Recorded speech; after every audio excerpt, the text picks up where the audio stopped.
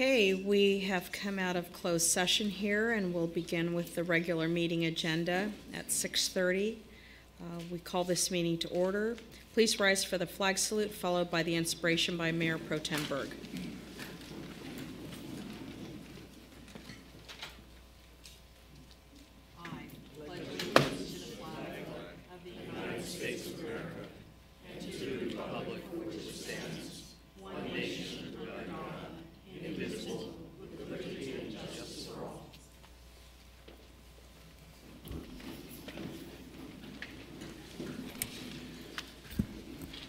Good evening. I came across something that you've probably all heard before, but maybe can be reminded of again. It's a quote from Maya Angelou.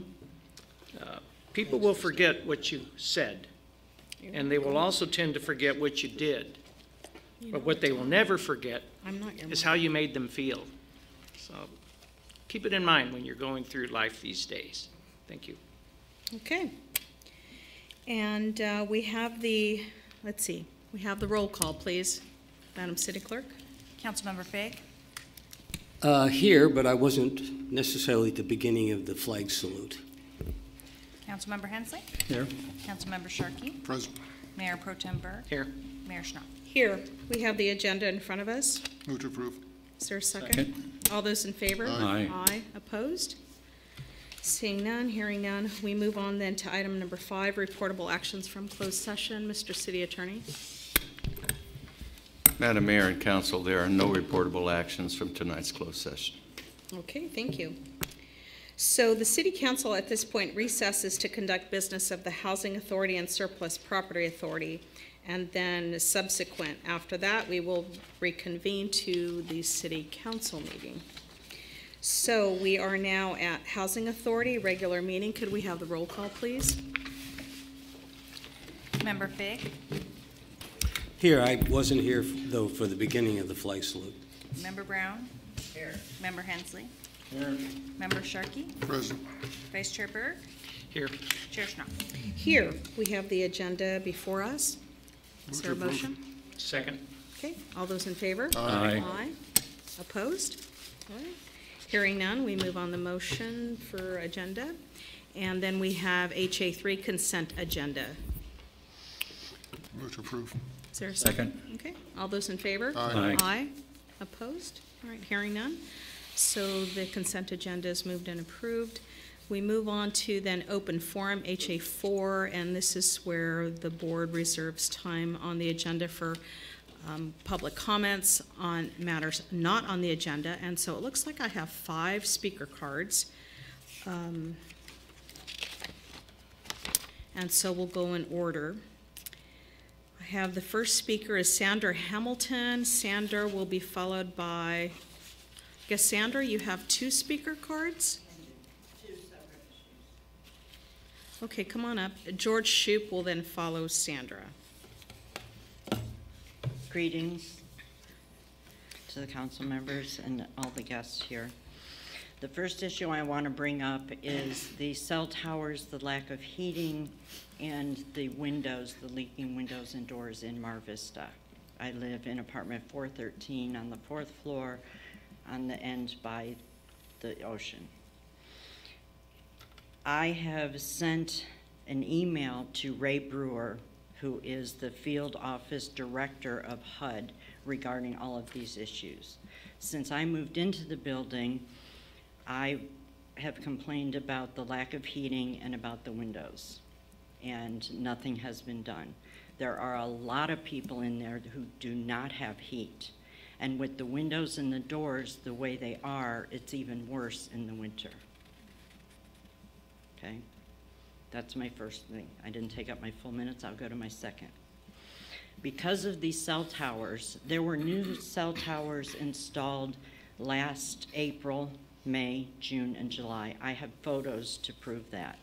And there's a new G4 tower put on my end of the building.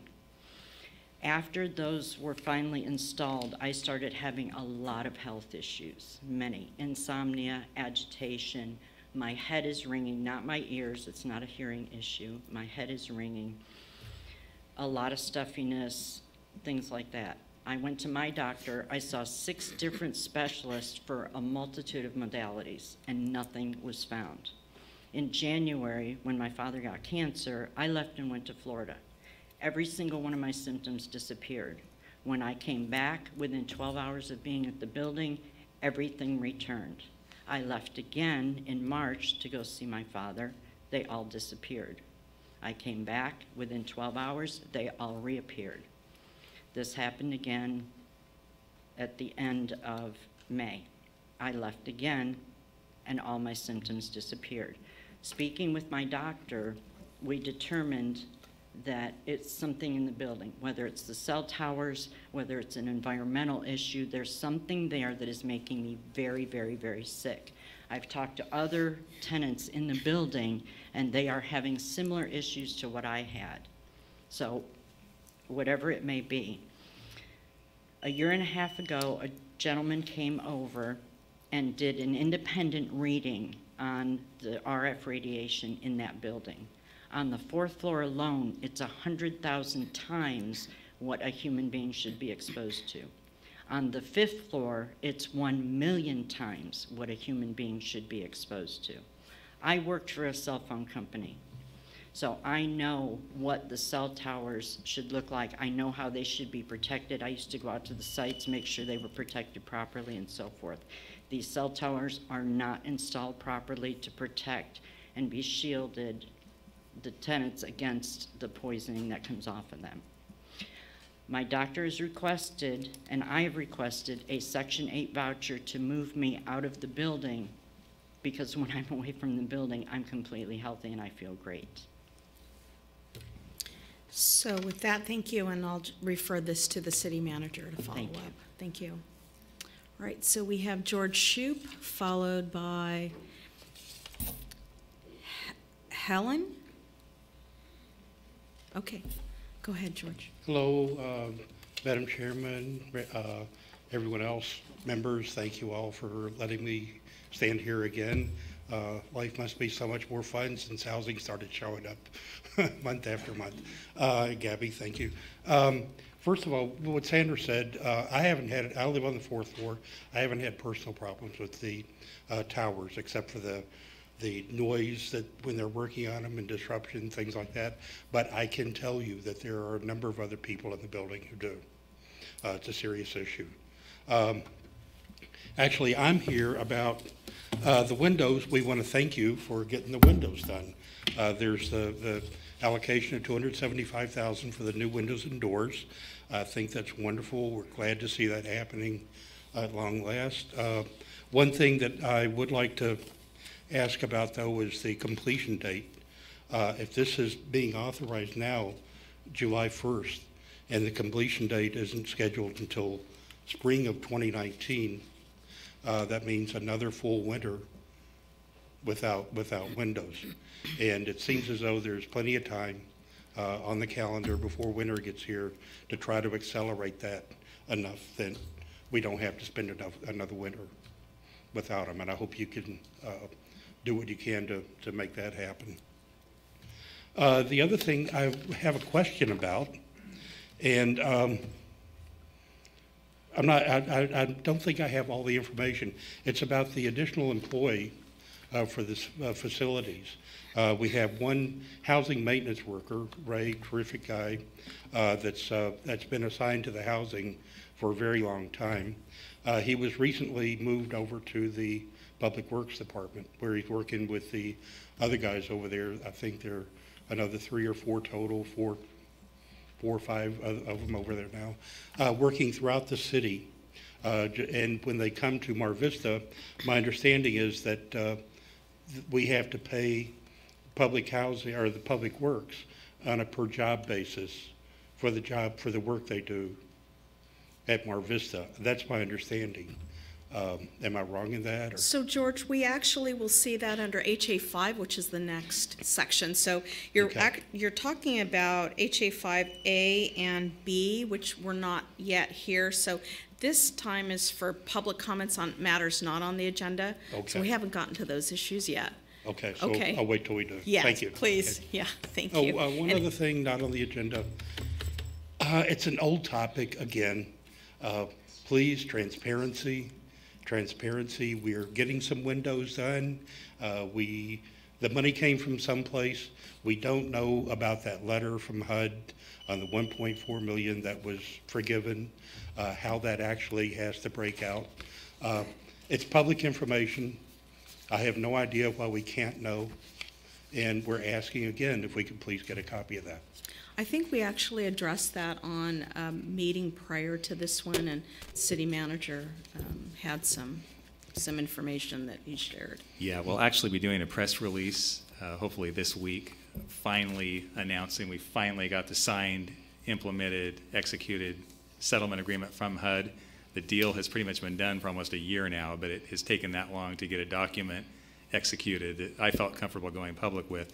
The bad news is that none of that $1.4 million can be used for capital improvements, which is what the windows would be considered. The good news is that we can use it for all of it is going to be locally used. It goes to our local Port Hueneme Housing Authority. So that's what Gabby will be talking about in those upcoming items. And a portion to Mar Vista, a portion to Willowbrook, a portion to Section 8. Right. And all that will be spelled out in the press Right, release. yeah, it's all spelled out in that agreement, Okay. so. Where does that ordinary person find a press release? Yeah, well, actually, we'll make sure to send you a copy of that, and we'll post the signed agreement on the website. Okay. But I'll try to remember to send you the agreement directly as well. I would appreciate that. All right. All right. Thank you very much. I think we're happy to get to this point of We are that all happy. story. Yeah, Yeah, that's thank true. you. All All right, right. thank you. You're welcome. So we have Helen, followed by Catherine. Catherine Broad, right? Sorry, I broke my back. It's okay. Take your time. My grandson.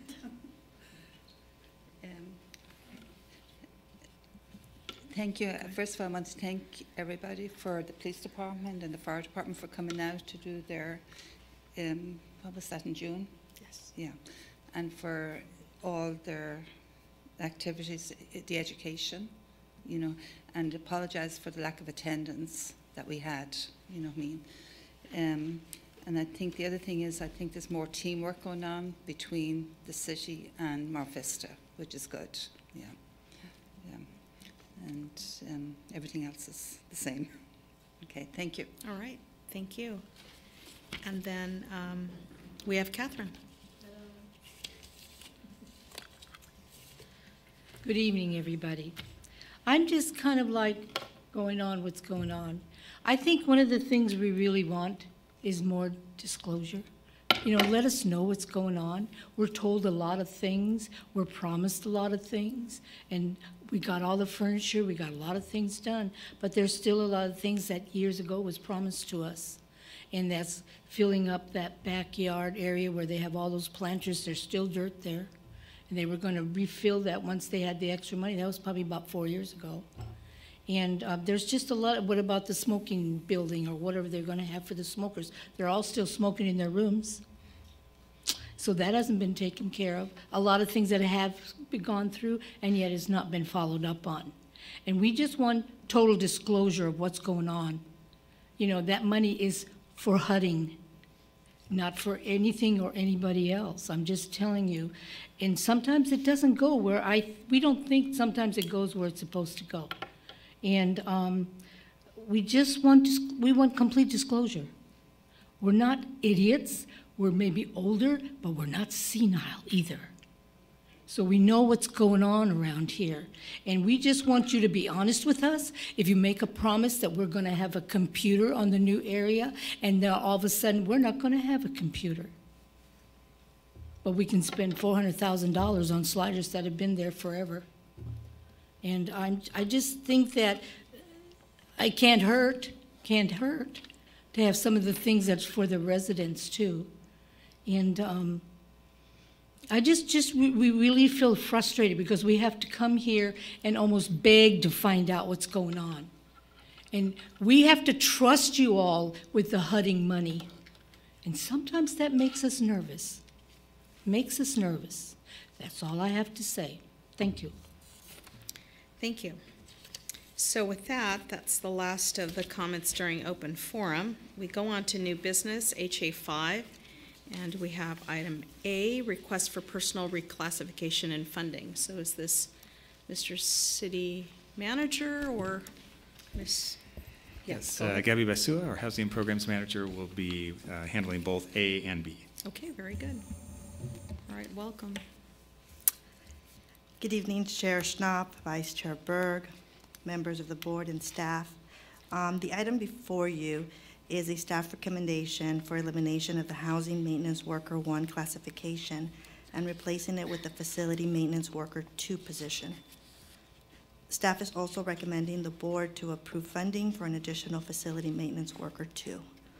The proposed action would allow the Housing Authority and the City Facilities Maintenance Division to operate as a cohesive team by combining both divisions' resources to improve internal deficiencies and enhance customer service. This proposed action would increase the Facilities Division full-time employees from 4 to 6. It would also remain under the direction of the Public Works Division, and it will continue to work with the Housing Authority to meet its needs. The total fiscal impact for this change is approximately $68,000 to $89,000, and the PHA will be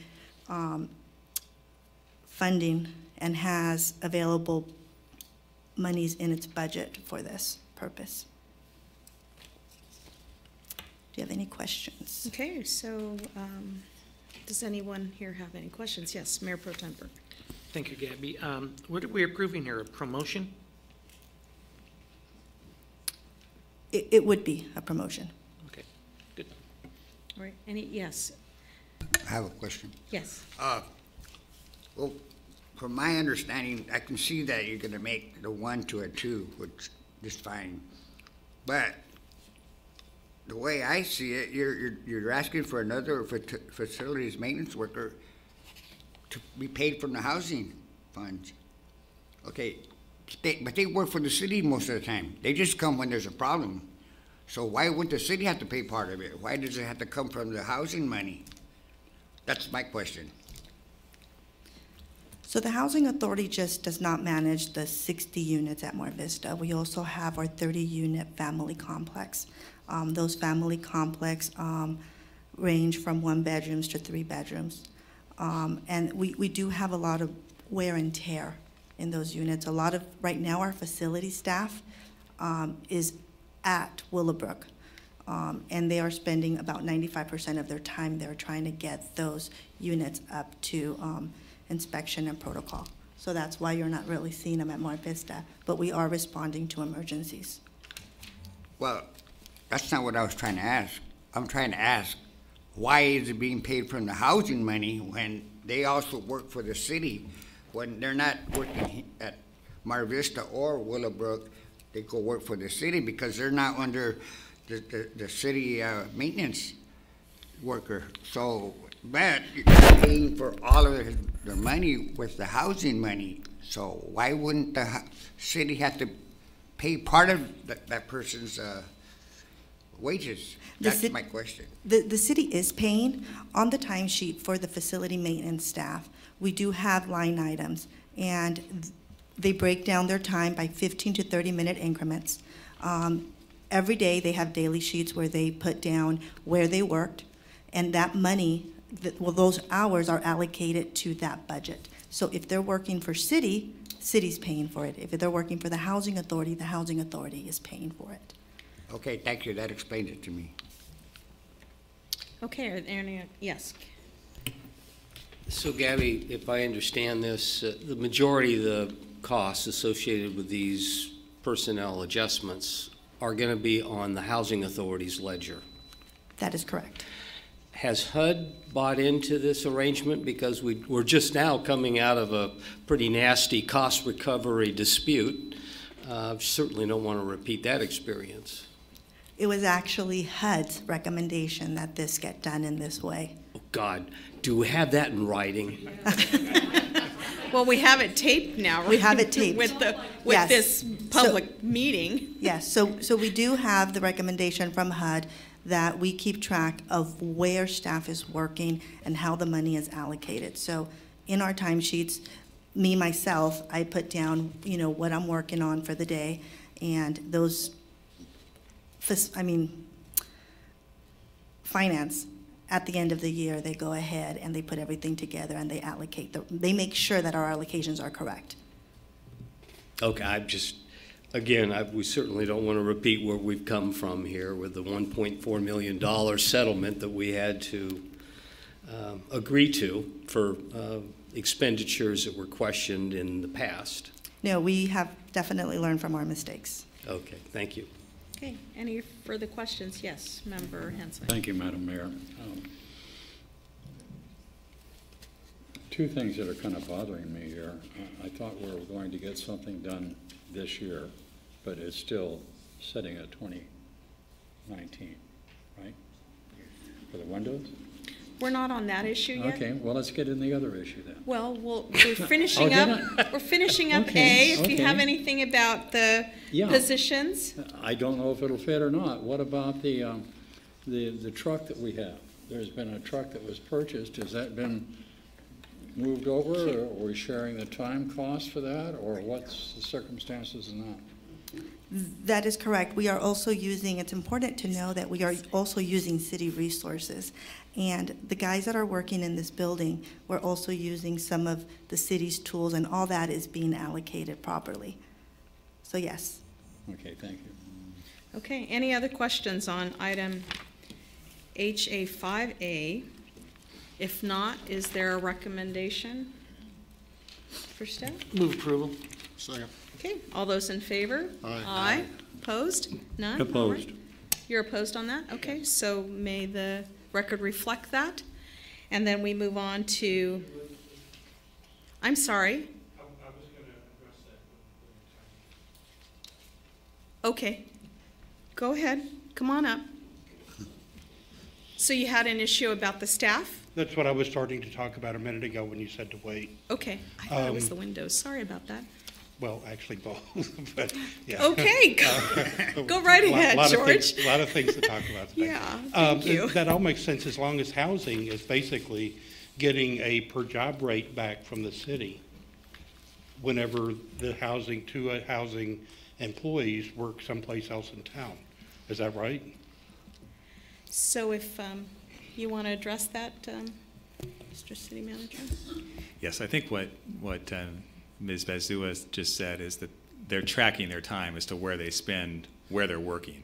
So, yes, if they're working on a city-only project, their time is billed to that. If they're working on exclusively a housing authority project, then their timesheet reflects that and gets billed to our housing authority funds. How many record keepers will we have to hire to take care of all that? So what we just heard is that this was a recommendation by HUD that we do this. Okay. In order to make sure that the facilities are getting treated, and it sounds as though most of the work had been done over on the other housing units that we have, and this would then help with the Mar Vista work. Okay, it sounds odd to me that Public Works employees are on the housing payroll. And then all this accounting back and forth and you know, who's working where and all that kind of stuff. It just sounds like a convoluted way of doing things. That's why it surprised me when I read it, and it just didn't make any sense. Yeah, it sounds like there was direction from HUD though. And Ms. Basua, do you have anything in addition to? So it's really not that complicated. Every day we get our daily timesheets from the guys on the field. And our program that we have in-house, the hours have to equal 9 hours. So we know exactly what project we are billing to. Every work order has a project. It can be Mar Vista, Willowbrook, Surplus. I mean, every single project is accounted for and their hours. So there will be no misunderstandings as far as who's working where and what fund is paying. Okay. Okay. If that's how it works, that's fine. I just sounded very peculiar, though. All right, thank you. Yeah, all right, thank you. So then we move on to HA5B, the authorization use of funds for replacement of Mar Vista Senior Apartment sliding door and windows. And is that you, Ms. Basua? That is me again. Okay. So this recommendation is authorization from the board to use $275,000 of the housing's non-federal funds that we do have. It came to my understanding from our finance department that we do have $325,000 from the old RDA money sitting in the Housing Authority Fund. With HUD coming back and saying that we cannot use this money for capital improvements and all the money that we received has to go into operations, we have decided to take what we do have in the RDA fund and ask for allocation to replace the doors and windows. I will answer some of the questions that were brought forth as far as why the date goes out to spring 2019. We do anticipate coming back to the board and asking for allocation to do a study in the building, energy efficient. We want to go ahead and make sure that we are doing everything we can to go green within the building. It's just an anticipation completion date. It can be sooner. Hopefully it's not later, but we are hoping to go in there and redo our lights with LED and other projects. Also in anticipation for REACT coming out this year. We are anticipating sometime in August, and with that time frame, it's just unrealistic for staff or for us to say that we can complete this project sooner. Okay, so with that, are there any other questions for staff? Did you want to ask your question now, Hans? Go ahead. Oh, I'm yes. sorry. Member Brown. I have one question on, so if I understand right, if this money is authorized, then you're talking about trying to start in August to put the windows in, or do the other projects, like changing to LED lights? Is that what you meant? No. What we will do at this point is go out with an RFP. We have to go out to bid for this project because it is over $100,000. And that is a process. We have to put an RFP together. We have to go out to bid, and it has to be a formal process. So that itself takes time. No, I understand that. I was just curious on when we could probably expect a starting date or a time when you're going to actually start putting them in. I know you have to go through the process of bidding and getting contractor to go in there, and I know that takes time. Right. So I hope to have an RFP out by the end of August. Okay, thank you. Yes, Member Hensley. One other one, it may not be on the agenda, so chastise me if I'm in the wrong position for it. Our smoking area in the back, I got checking with the Ventura County Transportation Department to have people sit out on the bus stop and smoke is breaking Ventura County Transportation Code. We're not supposed to have smokers sitting on public bus stops. So we need to move pretty rapidly on that. I think we've been violating the law, and I don't think we should do that. Thank you. So maybe what we can do is just put that on a future agenda to get an update, yeah? Yes. All right, anything else on the issue about replacing the sliding doors and windows at Mar Vista? Yes, Madam Mayor. Yes, Member Fig. So Gabby, are these monies separate and apart from the Housing Successor Agency funds, which are dedicated to low and moderate income housing for rehab and other housing initiatives? It is. Okay, so these are reserves expressly to the Housing Authority, and we're not cutting into funds that could otherwise be used for these other initiatives? That is correct. Okay, thank you. Yes, I Member have Brown? a comment. I have no more questions. My comment, what I want to say is, it's been like a little over a year that I made a suggestion that we put caulking and weather stripping, and that was not allowed. But anyway, I want to thank the council for making the motion and approving getting the windows put in. So thank you, because it wouldn't have moved on without you.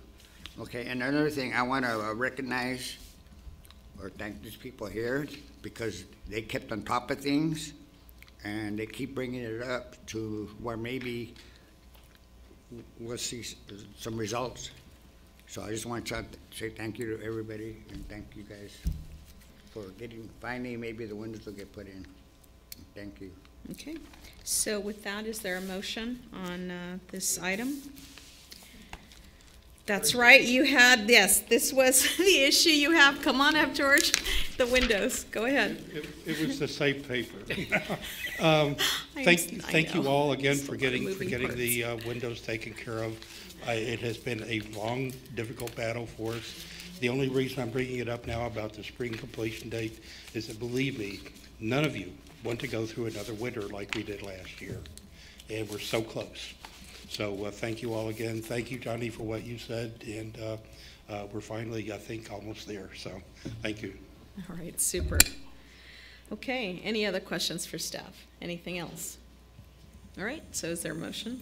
Move to approve the recommended action. Second. All right, all those in favor? Aye. Aye. Any opposed? None? All right. Motion carries unanimously. Thank you. Thank you, Ms. Basua. We move on to HA6, board comments. And so are there any comments from the board? Yeah, Madam Yes, Chair. Member Sharkey. In regards to the cell towers, I mean, it's been a long, long time since I looked at the contract for the cell tower operators, but as I recall, they were all required to operate their towers within parameters, and they're periodically supposed to test whether they're doing that. I know FCC requires periodic testing as well, and I'm not asking to see the reports, but I would like to know that all the appropriate testing is being done and the towers are being operated within proper parameters. Sure, we can definitely follow up on that and make sure that the regulations are being followed. I know we have multiple towers on the ceiling now, so it's important, or the roof, so it's important. Okay. Yes, Member Fig. I'd also ask for our executive director, is that your appropriate title for the Housing Authority? Yeah. Okay. For a full report on the settlement agreement, because that's been pending for well over a year, and I'm most interested in knowing what concessions, if any, HUD made regarding our ability, our flexibility to utilize those funds for other housing initiatives. So I'd leave it at that. If we could get a report on that at the next regular agendized meeting for the Housing Authority. Sure, we can definitely do that. Like I said, there'll be a press release going out along with the finally executed settlement agreement that'll answer some of those questions. Great. Okay, so with that, then, we conclude the Housing Authority meeting and move on to the Surplus Property Authority regular meeting here. We have SPA 1 item agenda, which is agenda review. Is there a motion for the agenda? Move to approve. Second. Okay, all those in favor? Aye. Aye. Opposed? All right, so we move on that, and then we go to SPA 2, consent agenda. Move to approve. Okay, all those in favor? Aye. Aye. Opposed? None? Seeing none, so then we are at Surplus Property Authority 3, item 3, open forum. And this is for anyone in the public having any comments on matters not on the agenda for the surplus property. Seeing none, we move on to SPA 4, board comments. Any comments from board members? Seeing none, then we conclude the Surplus Property Authority meeting, and we are now reconvened to the City Council regular meeting. We start off with item number 6, open forum. We reserve 30 minutes for public comments on matters not on the agenda. I do have 4 speaker cards, and it looks like most of them are general, meaning they're not for an agenda item. So the first speaker card I have is Becky Bruning, followed by Tracy Sisson-Phillips.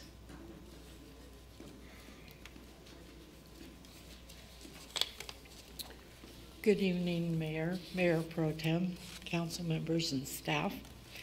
I am here tonight representing the Port Hueneme Historical Society Museum on upcoming events. On July 14th, their speaker will be Linda Bentz, and she will be talking about the Chinese abalone harvesting at Channel Islands during the years of 1856 to 1913. And then on July 21st, we have Joy Todd, and her speech will be on the Impossible Women of Pleasant Valley. They are also doing lighthouse tours. They have 3 scheduled. The first one will be July 21st, the second one October 20th, and the third one January 19th in 2019. They will have you meet at the museum, and a van will escort you over to the lighthouse for the tour. And they will leave at 30-minute intervals from 1 to 3. They also do port tours the 3rd Friday of each month at 10 a.m. This is free, and all they ask is that you go and you watch a 30-minute film on the history of Port Hueneme. Okay. That's it. Thank you, Becky. You're welcome. Yes, you have a question? Becky, where did you get that T-shirt? I stole it.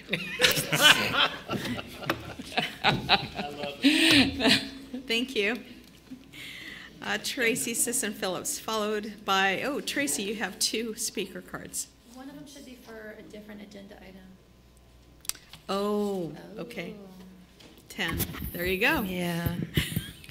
Good evening, Mayor Schnapp, City Council and staff. Tracy Sisson-Phillips. I'm going to talk about the Relay for Life first tonight. So I'd like to first say thank you again to the council and to staff for their assistance with helping the Relay for Life pull off the first ever 5K. Relay 5K was held last Saturday, June 30th, down at Hueneme Beach. We had a small showing, but as first-year events go, we kind of expect that.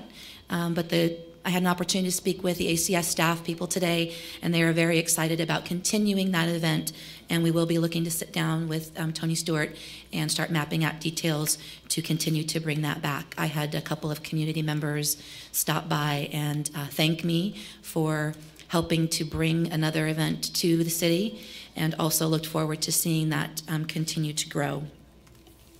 Just as a reminder, Relay for Life of Hueneme, Oxnard, and Camarillo is Saturday, July 21st. Opening ceremonies at 9 a.m., and we do hope to see one, if not all of you there for those festivities. I'll now switch my hats and represent the Hueneme Chamber of Commerce. Upcoming events for the Chamber. On Tuesday, July 10th, we have the next installment of Hueneme Beach Sunset Supper, the only food truck event at the beach in Ventura County. On Tuesday, July 17th, will be our next Wake Up Hueneme Network Education Breakfast. And we are encouraging everyone who can hear my voice at this time to save the date for November 29th, which will be our next annual holiday tree lighting. And that's all, folks. Okay. Thank you. Thank you. All right, I noticed the 4th card that I have is for an item, so we'll move on with that. Is there anyone else in the audience that wants to speak on matters not on the agenda? All right. So seeing none, we move on to consent agenda, item number 7, and it's approval of items 7A through 7G. So I do have it noticed here that if anybody wants to speak on consent agenda, we will take public comments at this time. And seeing none, then we move on to any motions. Move approval. Second. Yes, did you Before have we a get comment? there, yes, please. Go ahead, all right. Item C, which has to do with the memorandum of understanding for crossing guards with the school district. Commander, I did not see if the school has been informed of this. Are they aware of it? Are they willing to sign on to the Third Amendment? Is that? So if we can have Commander Albertson come up. Yes, Madam Mayor, Yes. Mayor Pro Tem, members of City Council, members of staff. Yes, the school district and I have been in discussions. They're well aware of the terms of the contract. It'll go to their board once it's approved tonight. Not sure when the date of the next meeting is, but I believe it's this month. Okay, that I was just wanted to make sure that they were on board. That was the nature of my question. So Okay. it's not that I object to the item, I just wanted to clarify that. Clarification, yeah, sure. There is another item, however, I need to abstain from, item G, which I previously declared I had a conflict because of property I own in the vicinity of that particular project. So I'll be glad to make the motion, but I'll have to, I guess, abstain from item G on the consent agenda. So, Mr. City Attorney, is that a proper then just to Yes, that's notice it fine. at this time? Okay. Since it's a consent item, if it had been pulled for discussion, then Councilmember Fig would actually would have to leave the room, but no, I don't think we have to do that under these Okay. circumstances. All right, so there was a motion to approve them? Motion to approve. And then there was a second? Okay, all those in favor? Aye. Opposed? None?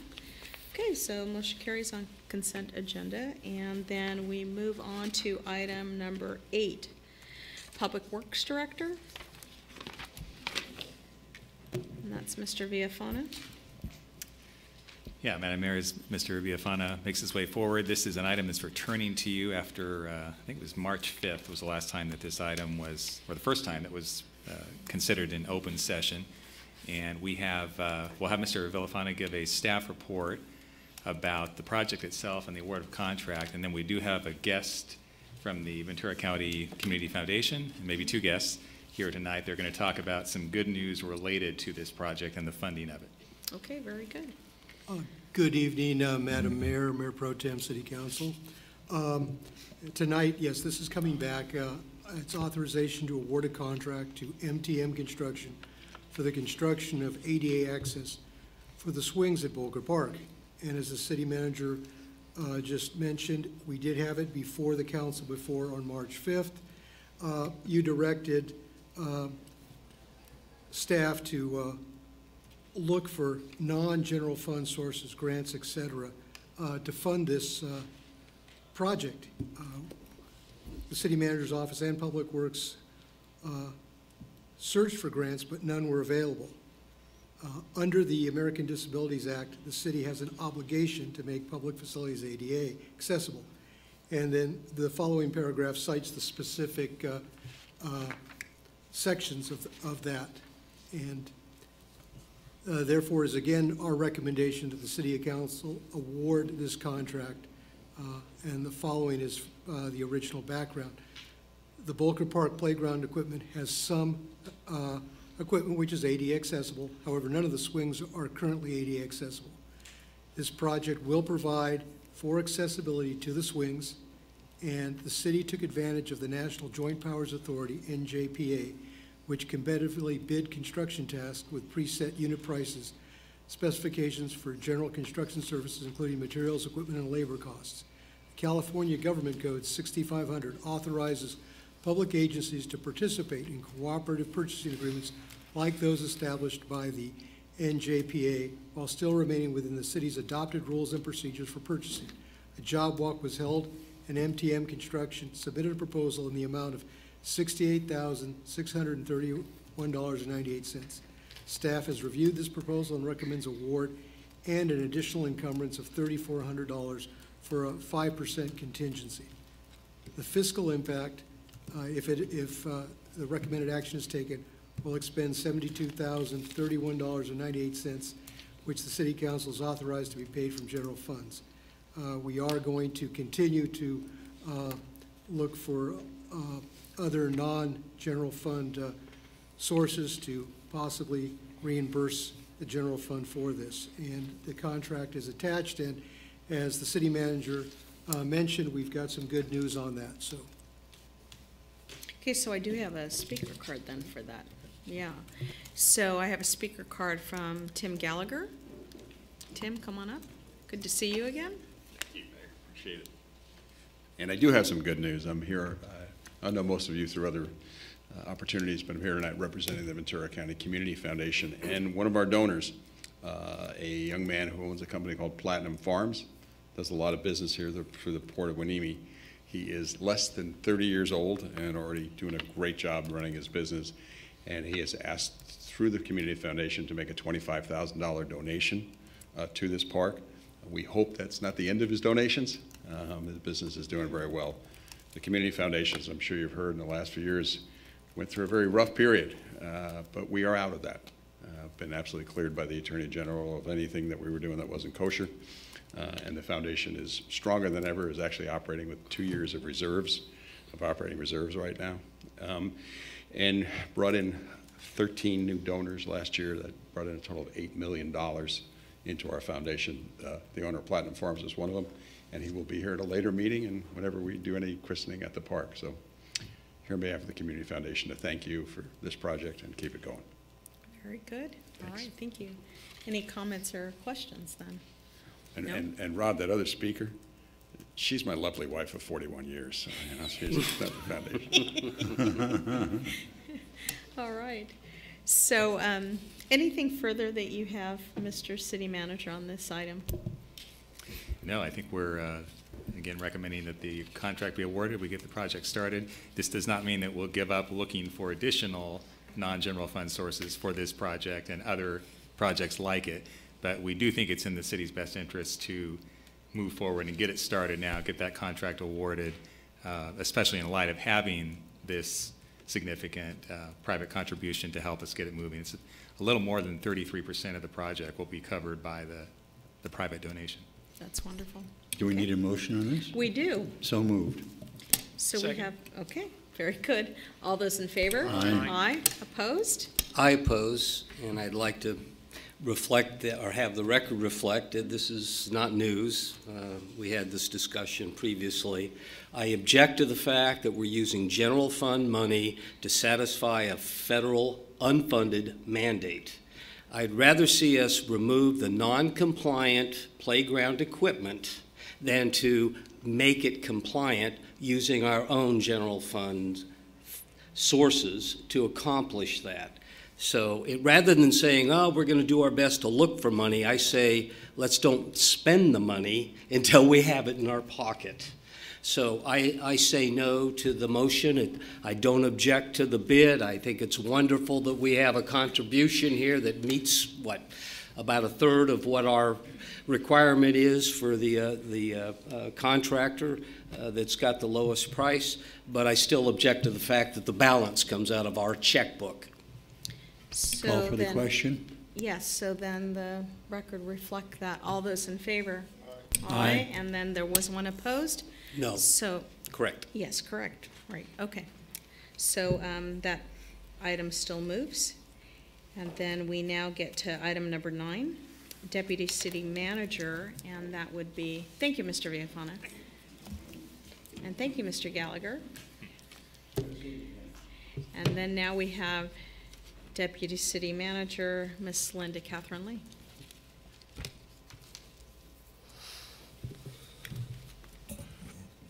All right. Good evening, Honorable Madam Mayor, Mayor Pro Tem, Council members, City Manager Butler, and City Attorney Green. Get closer to the microphone. The item before your council is a status report regarding the Citizen Advisory Commission. Due to the limited number of applications received back in March 2018, at your council meeting on April 16, 2018, your council directed staff to reopen the notice of vacancies to obtain additional applications. With respect to the selection process, staff recommended 4 options as described in the staff report. At that meeting, your council approved the selections and appointment process to consist of convening a special council meeting for discussion, interview, selection, and appointment of the commission. The interview would be public and would involve all 5 council members. Again, at that meeting in April of 2018, staff reopened the application period for 1 month, starting from April 24th through May 25th. A total of 16 applications were received. We review all applications first to determine residency's eligibility. Of the 16, 1 was determined not to meet the residency eligibility requirement. Thus, your council today has a total of net 15 applications. If we were to estimate in interview sessions by all 5 council members, ranging from 20 minutes to 30 minutes per applicant. That would range between 5 hours to 7.5 hours of one council special meeting, or to be extended over 2 council special meeting sessions. Furthermore, back in February of 2018, your council directed staff to develop the Commission's protocols and guidelines. Due to the competing projects and organizational capacity, staff at this time respectfully requests additional time to draft the bylaws, the guidelines, so that your council can review, amend, approve, and adopt the protocols prior to seating your Citizens Advisory Commission. In addition to that, because the broad scope of the advisory capacity to your council, among many regulatory compliances, the Commission would be required to declare conflicts of interest, file the appropriate Form 700 with the Fair Political Practices Commission, compliance with the ethics training, and undergoing effect trainings in Brown Act. I've discussed this protocol guidelines in conjunction with the city's attorney. He and I will be developing these protocols jointly to return to your council for review, amend, and adoption.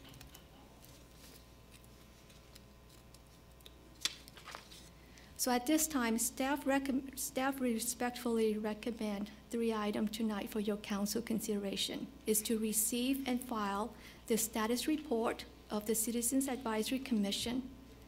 Please provide staff directions regarding the interviews and the appointment process. And 3, to permit staff additional time to develop these protocols and guidelines for your council review. Thank you. Okay, thank you, Ms. Lee. Are there any questions for Ms. Lee? Councilmember Sharkey. Yeah, thank you, Madam Mayor. What's our budget for operating this advisory commission? I don't recall. There was some money in the strategic action plan, $10,000, I believe it was, for startup costs for, I think it was described as a beach advisory commission at that point, and it's kind of morphed over time into one Citizens Advisory Commission. So we did budget that $10,000 to get us off the ground in the first year of the commission. And that'll cover the costs for the commission for the year? Yeah, I think that amount would get it started, and obviously there's regular staff time that's going to need to be assigned to the commission, and we haven't really calced out at this point what that would be, but there'll be some staff resources that will need to be allocated to that just to make it effective for their regular meetings. So, some of that, I suppose, would depend on the workload and what they're expected to do. Yeah, how often they meet. And all of that. Right. Now, we've got 15 applicants, which is way better than we had before. I'm glad to see that. Yeah, I've been an advocate of having an even bigger commission than 5. I think there's something to be said for that. You get a greater range of people involved. I don't know if the council's interested in doing a 10-member commission where everybody gets 2 appointments or not. If you want to do a 5-member commission, I suppose that's okay. Process, historically, what we've done, with this kind of thing, I mean, you mentioned the amount of time it would take to interview 15 people. 5 of us interviewing 15 people can really, sometimes we're not the quickest folks up here. What we've done with other commissions historically is look at the applications and go through them, and then each council member would just pick from the list from what was submitted. That, I think, is a more streamlined process. I would have no problems with that. I mean, it's up to, of course, the rest of the council what they want to do. If we have an on-bank interview with all the applicants, I mean, as you point out, Ms. Lee, it's going to be a very lengthy process. That may be something that the council wishes to do, but I'd suggest that, or even if we were to winnow this 15 down to a smaller number, it might be a little more manageable. Just to speak to the process of this. So those are those are my thoughts on this. I'm not wedded to any particular methodology or procedure, but it seems like it would be very easy to have this be so complex as to be just unmanageable, and I'd like to try to avoid that situation.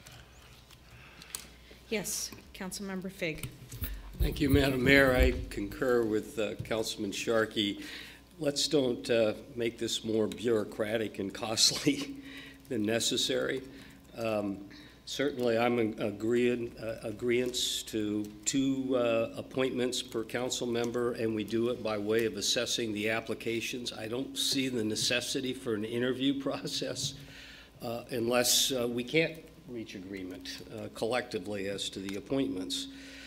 I also don't think we need to spend a lot of time in developing operational procedures.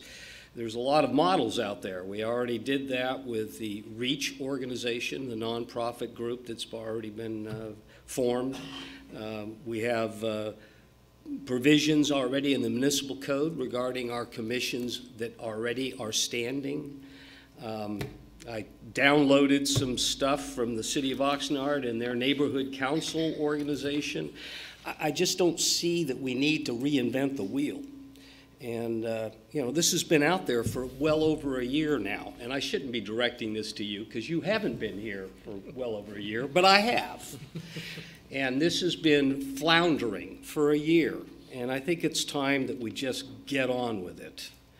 And so I'm in concurrence with Councilman Sharkey that let's get on with the program, simplify things, and do it.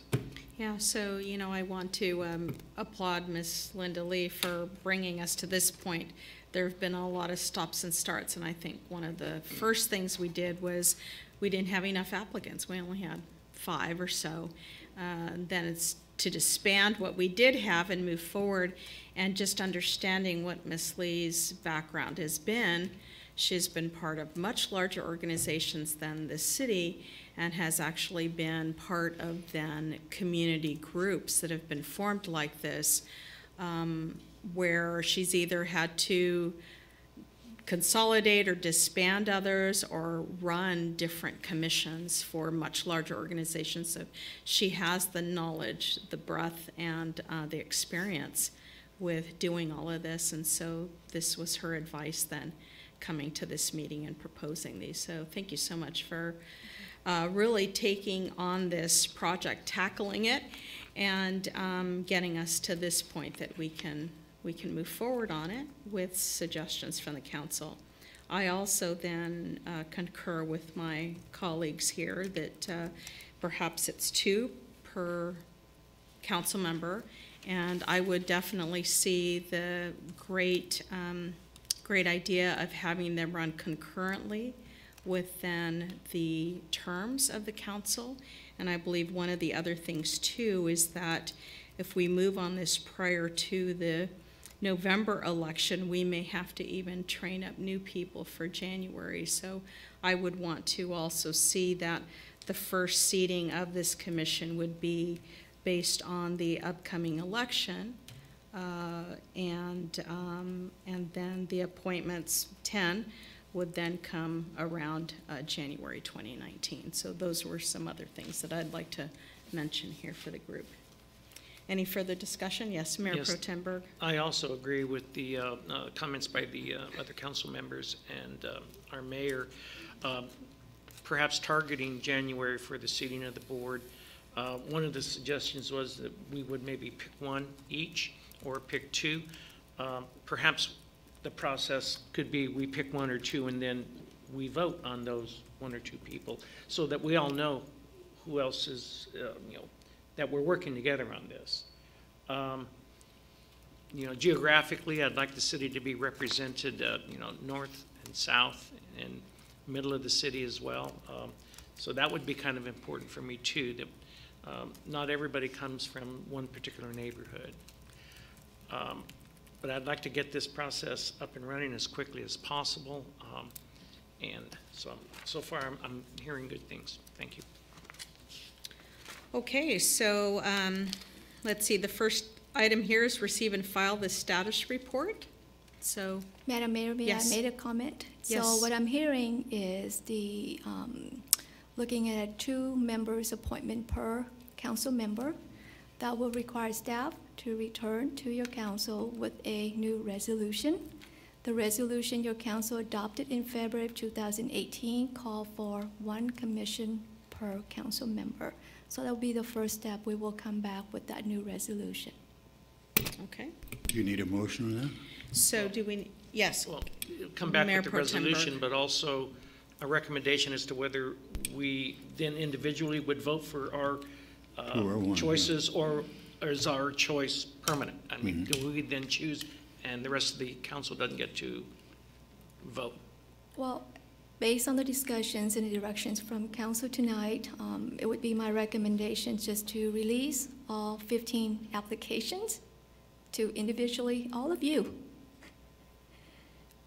I would certainly be discussing this with the city attorney to make sure if there's any, conflict, but we certainly can move forward with the names of the applicants, return to your council with the resolutions, changing the compositions of the commission, and certainly developing the protocols and seating all of the candidates in January of 2019. That's what I'm hearing. So there's a couple of issues here, right? Receive and file the status report. So it's just receiving and filing, right? You're actually talking about some of the other steps Process. here, right? The process and providing staff direction. So that's number 2. So with the first, it's receiving and filing, correct?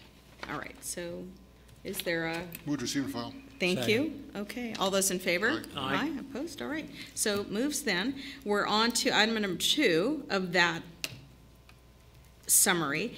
Provide staff direction regarding the interviews and the appointment process. So now it looks like we're back to appointing 2. You'll provide the applications to each of us, all 15. And it sounds like we are doing away with the interviews? Is that what I'm hearing? Yes. From what I understood with Ms. Lee, that she suggested that persons could call us, and I would go so far, if anybody that wants to talk to me, have a cup of coffee and a cup of cappuccino, call and make an appointment. We'll sit down and discuss, and I get a feeling of everybody from that point.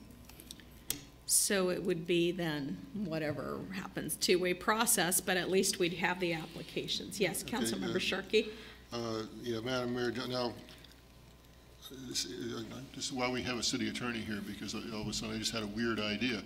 Because it's one thing if we're going to do appointments, but if we're going to also vote on those appointments, and we do one-on-one interviews with some of these people, or they talk to more than 3 council members at a time, is that going to be a problem?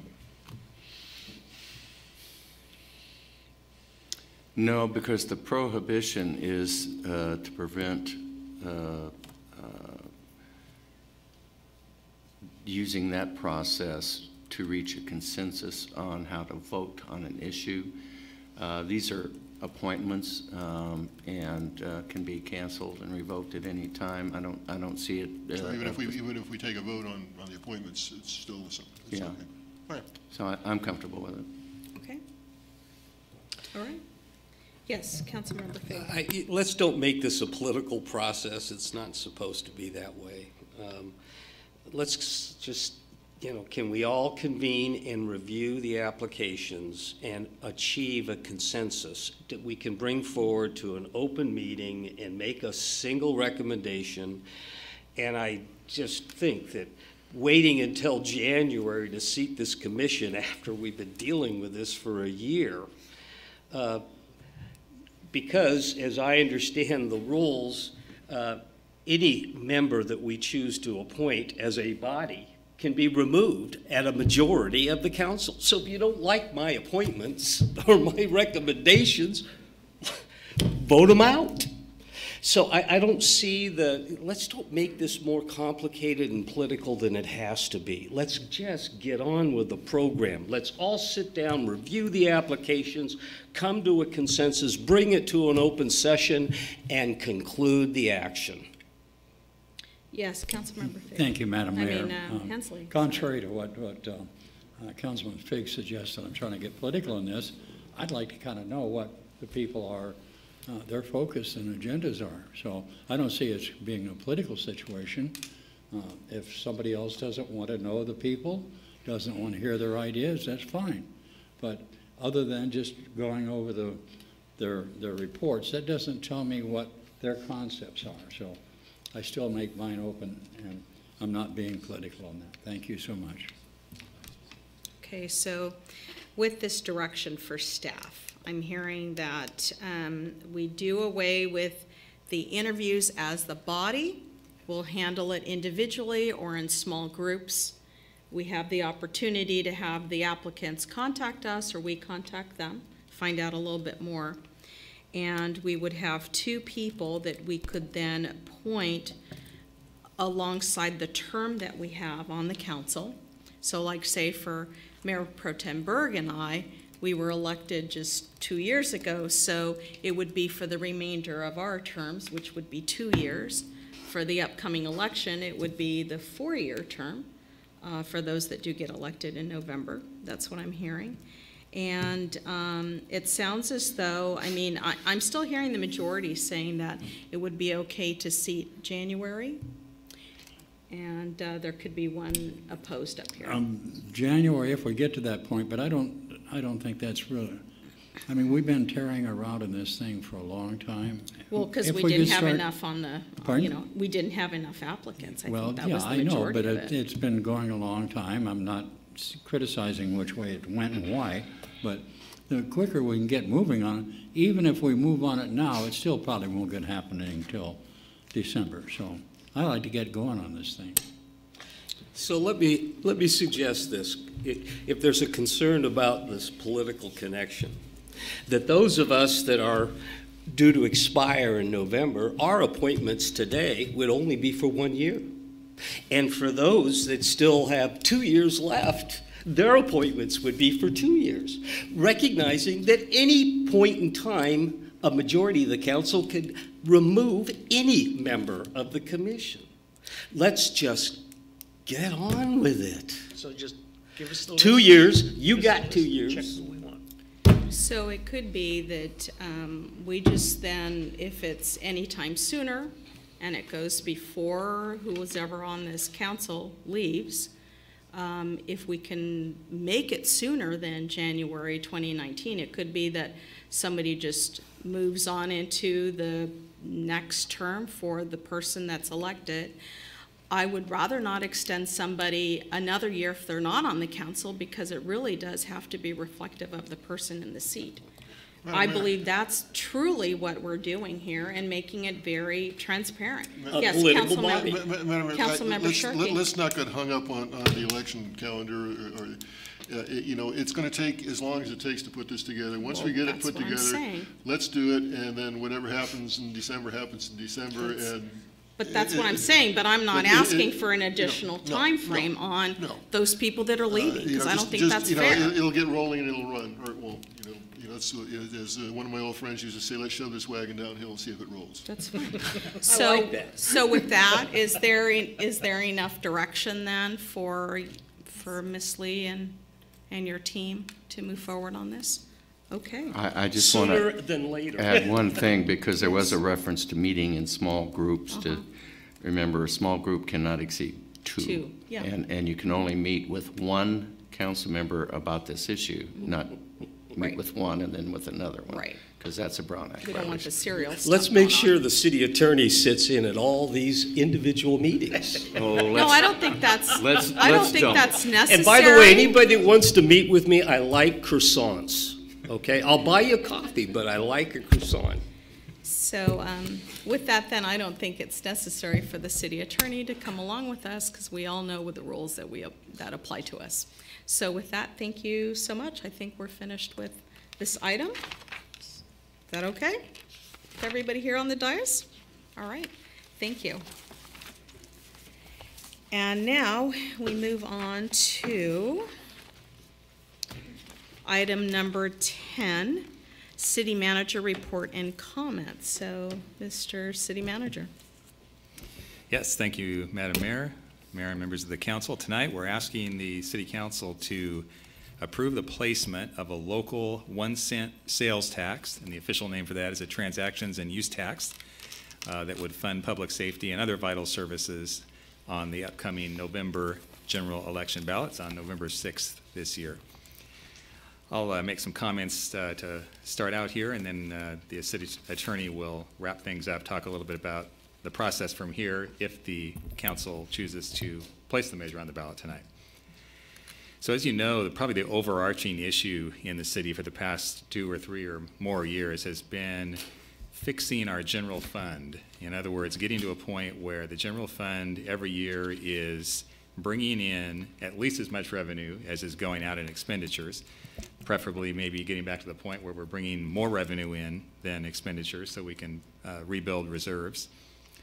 And there's been all kinds of discussion on that over the last few years. There has been action beyond the discussion to reduce staffing levels, to reduce benefit levels. Of course, the state instituted some pension reforms back in 2013, and some of the savings from that are now kicking in. In fact, about 1 out of every 3 of our full-time city employees now are on the new, less generous pension benefit plan. So it is starting over time to bear results for us in terms of our costs.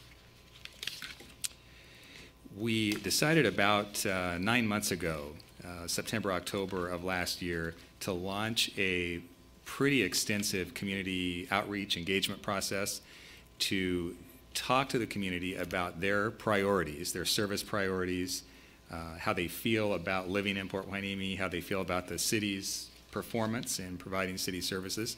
That started out with a professional opinion survey that was done in September and October of last year, 2017, by a group called True North Research. Those of you that have heard my community group presentation know that I highlight 2 things normally. One is that 77% of the residents that responded to that survey or were questioned in that survey said that they considered the quality of life in Port Hueneme to be good or excellent. And we felt pretty good about that. 80% of the respondents said they felt like the city organization was doing a good or excellent job overall in providing basic services to them. And that was again, a professional survey with a scientifically relevant or statistical sample of people. They did talk to people by old-fashioned telephone polling as well as email research, which is becoming more important now as more and more people are moving away from landlines and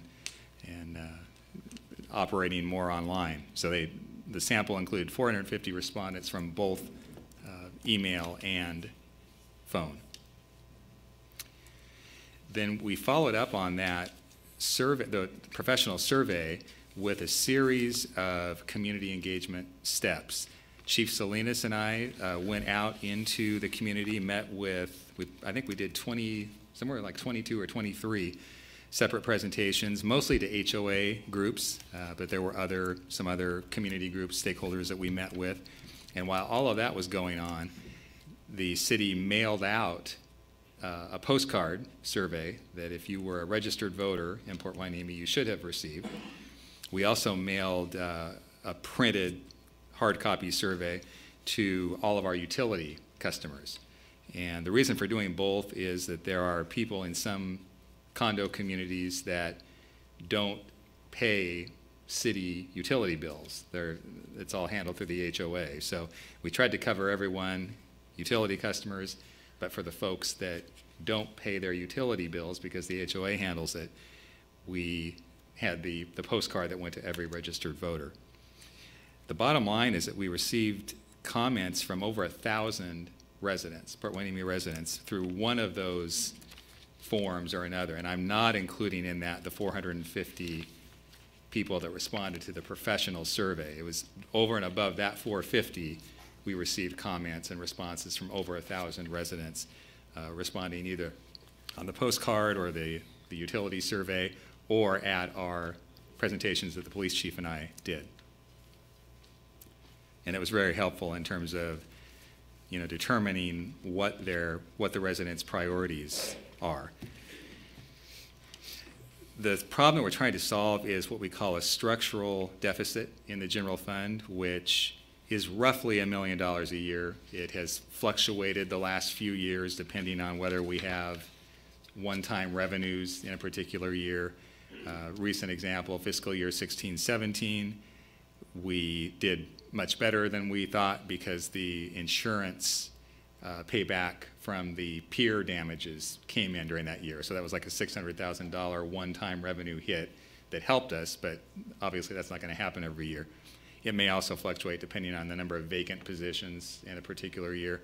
So, you know, the $1 million figure fluctuates a little bit each year, but that's a good measurement to use in terms of how far in the hole we are in our general fund.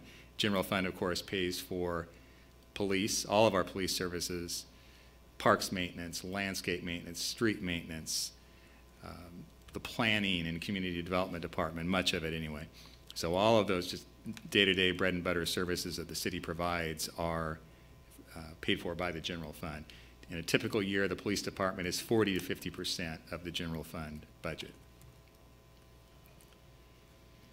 We, as I mentioned before, we've made a number of cuts, budget cuts over the last few years, and we're kind of at a point now we feel like if we go more drastically on the budget cut side of the equation, we're going to be at a point where people are really going to feel that in terms of their service levels. Part of the issue has been the what we call takeaways or money grabs from Sacramento. Started, Mr. Sharkey can attest to this, and Mr. Fig as a city staff person during that time, with the property tax grabs that the state did back in the 90s. ERAF, and we won't take time to go into all that, but it was basically the state reaching into local property tax revenues and taking those to solve state budget problems. We then had more recently in 2011 and 12 the elimination of redevelopment agencies throughout California. Port Hueneme had been very smart and effective, in my opinion, especially for a smaller organization, in making good use of redevelopment in this city.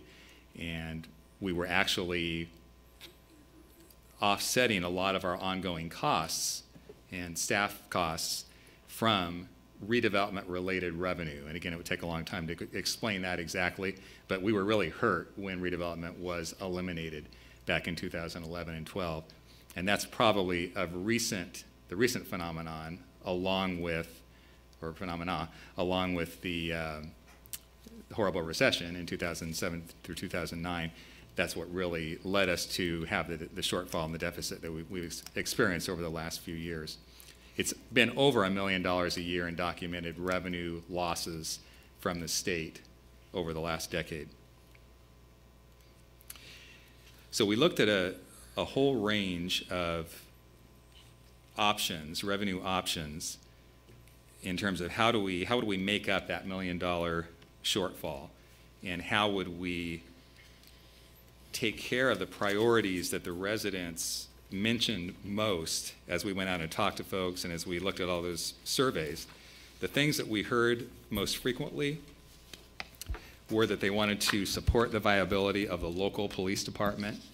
We heard that a lot as we met with people and as we read those responses. That would include things like providing quick responses to 911 emergencies and continuing neighborhood police patrols and the accessibility of our police department to our residents, preventing gang activity and drug-related crimes in the city. Streets came up a lot, maintaining our streets in good condition and having the resources to repair potholes and other street damage quickly. Repairing and maintaining public buildings and infrastructure, and that would include things like sidewalks, curbs, storm drains, gutters. And then going back to the public safety side for a minute, providing crime prevention and good investigation services through our police department. Graffiti came up a lot, and the idea of keeping public areas clean and free from graffiti, and then maintaining our parks and our beaches and our recreation facilities. You could sense a lot of pride as we, especially when the chief and I went out and met with people.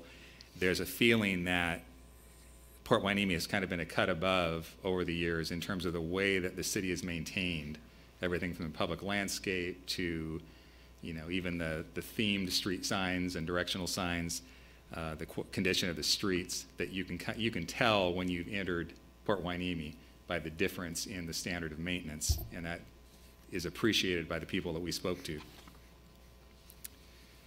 So we looked at several different revenue options that were available to cities right now, and we decided that the sales tax, the locally controlled sales tax or transactions and use tax, is the best option that we have available to us at this time. And I'll walk you through quickly why we came to that conclusion.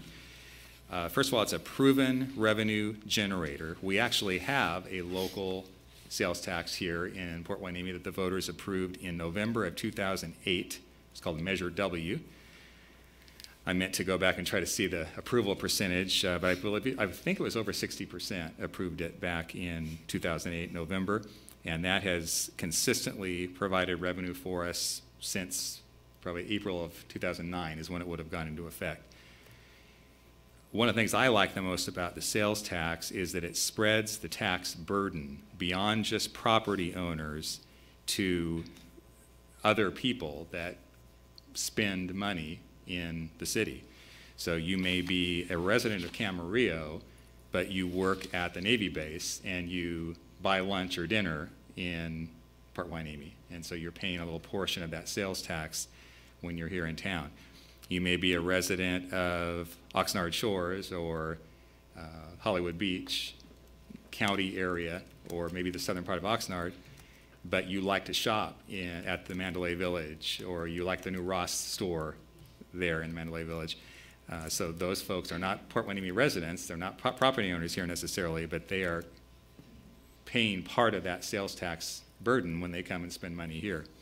So that's one of the things I like about sales tax, is that it spreads that tax burden to a broad base of people. And keep in mind that some of those people from outside the city do consume city services when they're here. They're driving on our roads. They may call the police department from time to time. So it's a way to capture some revenue from people that aren't necessarily residents of the city. Major factor is that a sales tax under California law can be approved with a majority vote. If it's a general purpose sales tax, it can be approved with 50% plus one of the voters.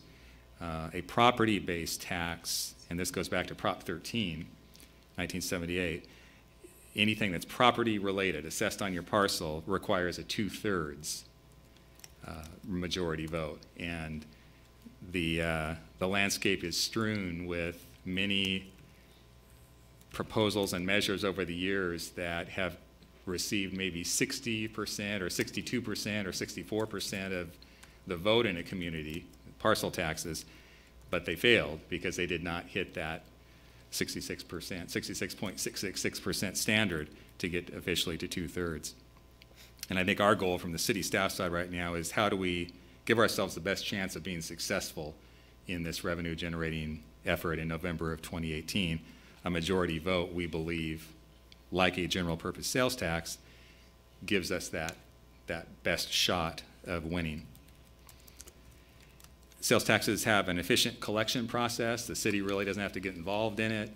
It's done by what used to be the Board of Equalization. They now have a new acronym, California Department of Tax and Fee Administration, I think. They do take a small, and it is very small, percentage cut to administer and collect it for us, but it's then paid to the city.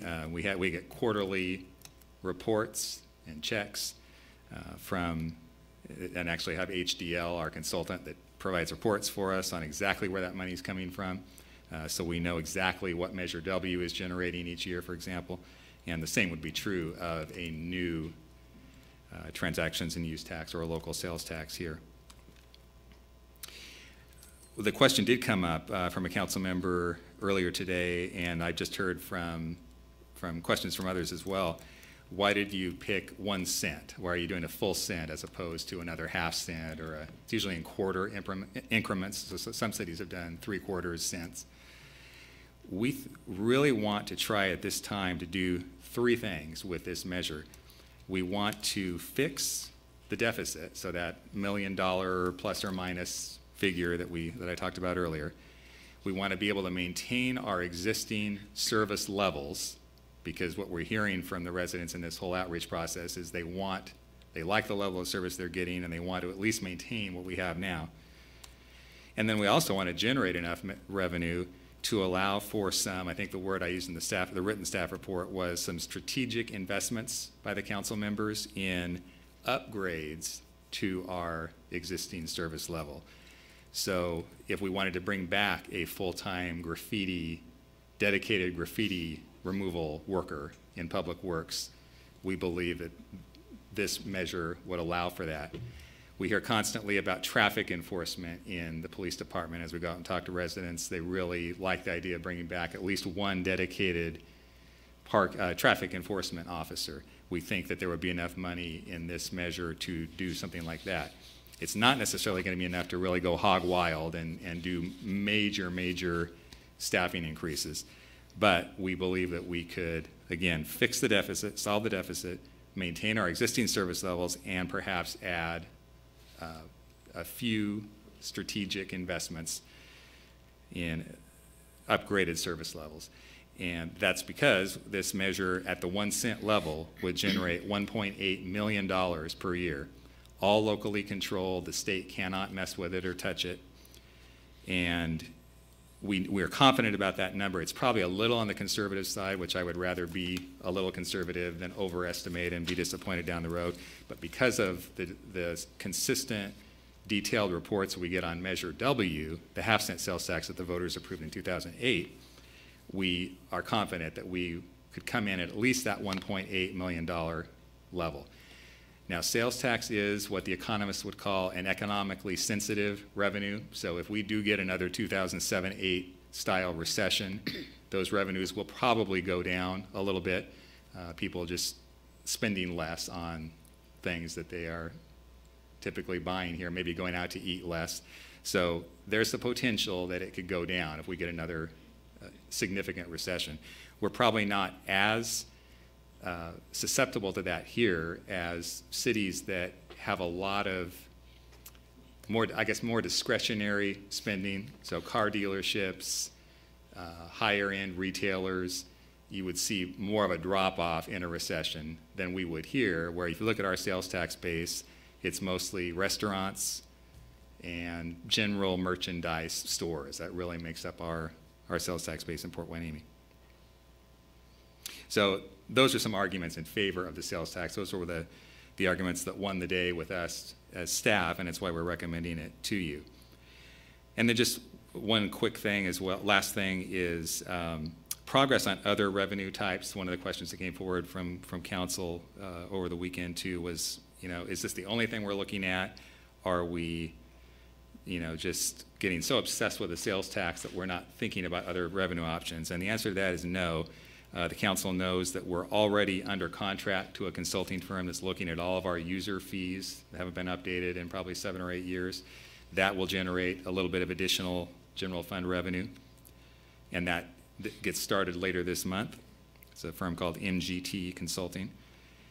I just signed a deal, and the reason I signed it is because it's well under my approval threshold to have, once again, HDL, the same company that does our property tax and sales tax tracking, begin a thorough analysis of our business license ordinance. And you've heard me say before that we've got to, even if we're not looking for a huge amount of new revenue, we've got to modernize and update our business license ordinance, bring it into the 21st century. So they will be working on that over the next few months. That has to go to the voters eventually, and unfortunately that probably won't be until 2020 because that's the next general election.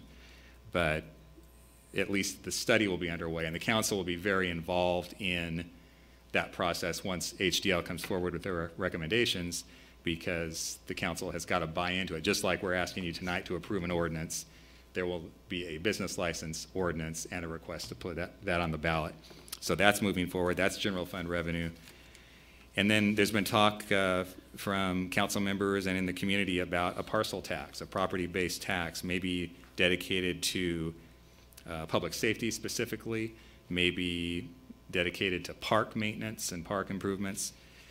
And again, I own no stock in HDL. I get no benefits from using them, but I have had them put together for us it's kind of a massive Excel spreadsheet that plugs in all of our existing, our property database in the city, and we can use it as a tool to figure out if we wanted to charge every parcel $99 a year, what would that generate in terms of overall revenue?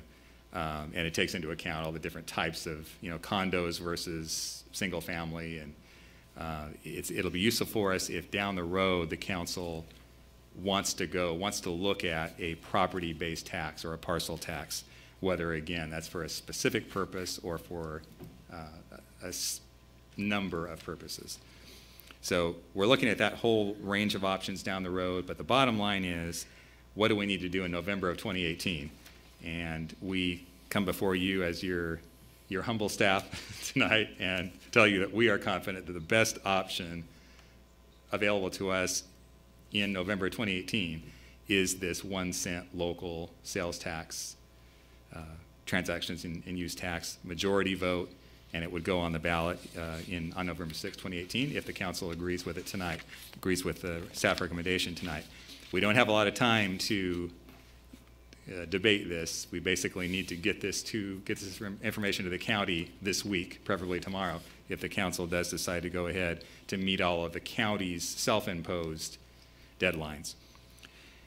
With all of that, I'm going to turn it over now to the city attorney just to wrap things up. He's going to talk about the next steps in the process if the council chooses to move forward tonight.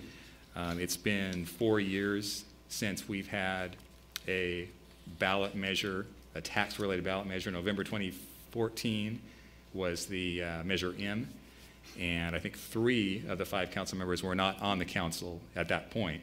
So we thought it'd be a good idea for the city attorney to talk a little bit about what his role in the process is and what the next steps are if the council votes yes to move this forward tonight.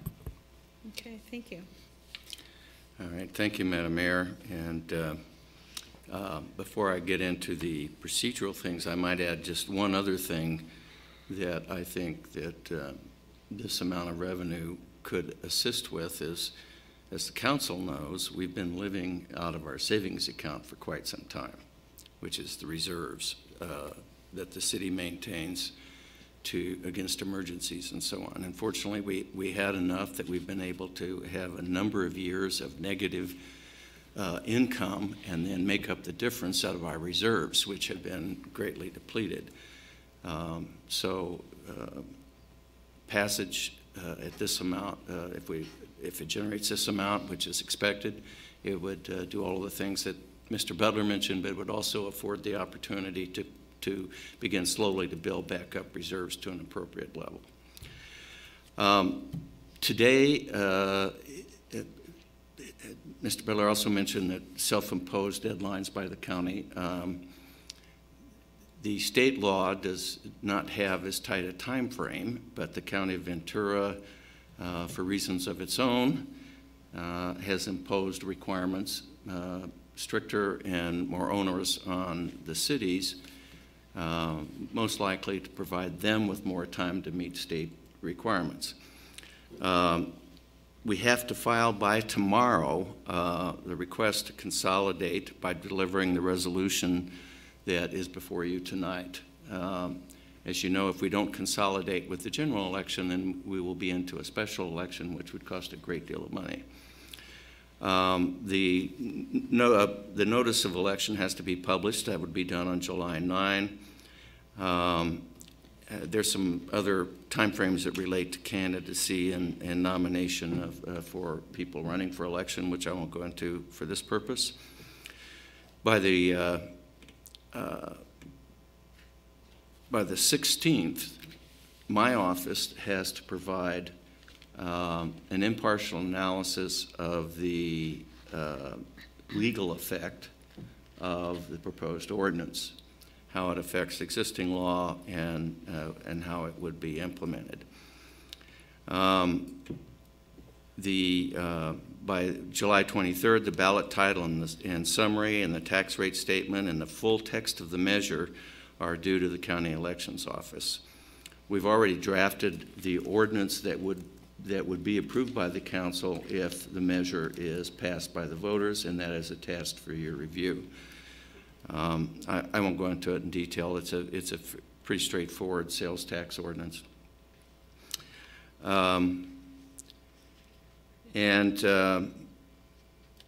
July 24th, the argument periods begin.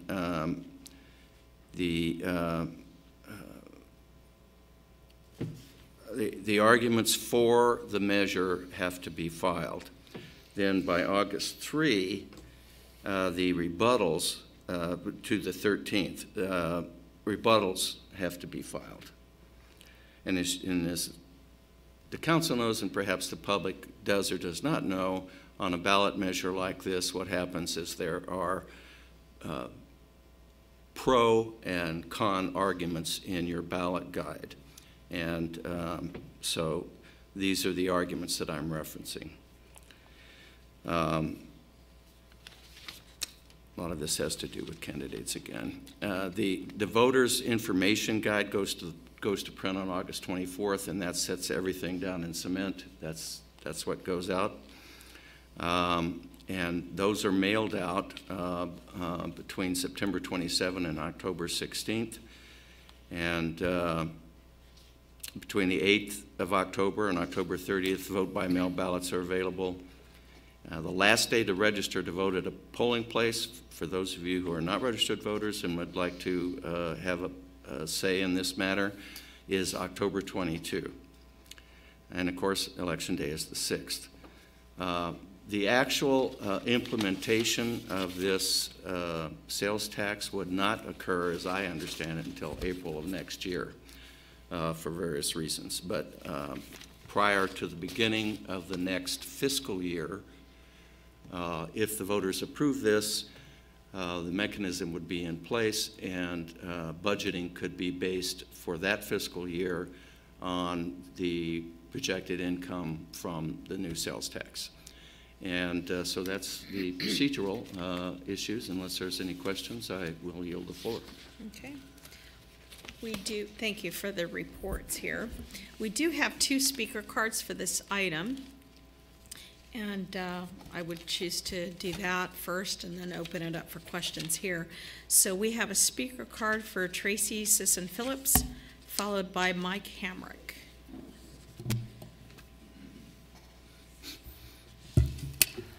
Good evening again, City Council. Tracy Sisson-Phillips. I reside at 1793 North 5th Street, Port Hueneme, California. And after talking, researching, reading additional information that was put forth tonight, I am really confused now as to what position I, as a resident, forget my association with the Chamber of Commerce, should be considering with this. I know we need to do something. I know as a resident and where I live, a conservation easement does not set well with me, nor do I think it would set well with several of the other residents that don't live at the beach. I feel like this is a lot of information for a lot of people to look at to just confuse them, because I know that's what it did to me. I want to say to support a sales tax would be easy, because it does impact other people besides the residents. We have people that do come into this city. We have people that work in this city that do not live in this city. And we don't have some of the challenges that a bigger city would face if we did have a strong economic downturn. This is really a challenge for me, because I had a completely different position when I came in here tonight than from what I've heard and what I've read. And I think I go back to something I heard a few council meetings ago. Get on the same page. Thank you. Thank you. And so we have a speaker card by Mike Hamrick.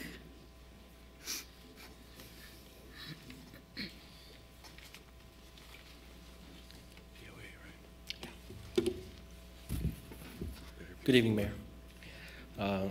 City Council members, Mr. Butler, Mr. Green, thank you for allowing me the opportunity to talk. I'm going to speak very directly and passionately about this particular item, the measure. So I represent the men and women of the Police Officers Association as their president. 26-year law enforcement veteran, 20 years at a prior agency, 6 or 7 years here now at this agency, so maybe 27 years now. So I think I speak on behalf of experience with crime trends, how the pendulum swings up and back, and how this can impact our city if we don't take a proactive approach to this measure. As you know, Port Hueneme is one of the only cities in the county of our size with our own local police department, which guarantees that we have a very proactive neighborhood police patrol and ensure that the local officers are available when needed and they're not diverted to other cities to assist with police services. We support this measure as a Police Officers Association because it protects our local police department, us, and also protects our residents and keeps them safe. When you have an emergency, the expectation is for an immediate police response. Seconds count in these critical situations.